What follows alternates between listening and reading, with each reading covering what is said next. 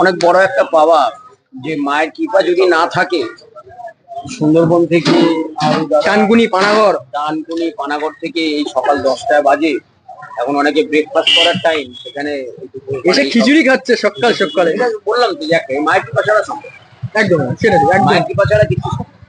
একটুখানি পুরো ফাঁকা, দোকানে বাইরে থেকে যে মানুষজন আসবেন এসে ঘুরে চলে যায়। সেই জন্যই দোকানটা বাধ্য হয়ে পড়ে। তারপরে এই বাবার কাজকর্ম ছিল বিগত 9 তারিখ আর 10 তারিখ, গত সপ্তাহে মঙ্গলবার আর বৃহস্পতিবার দোকান বন্ধ রেখেছিলাম।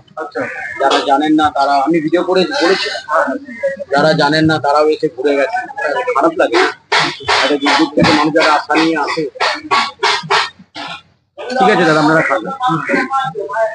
হারাপুজো দাদা কিন্তু খিচুড়ি খাচ্ছে, মানে জয় মা তারা অরুণদার দোকানে কিন্তু খিচুড়ি খাচ্ছে। তোমার দাদা কেমন লাগছে আগে সেটা বল। দারুণ। অসাধারণ। তো কোথা থেকে এসছো? সুন্দরবন সন্দেশখালি থেকে এসছো? কি বলছি, এত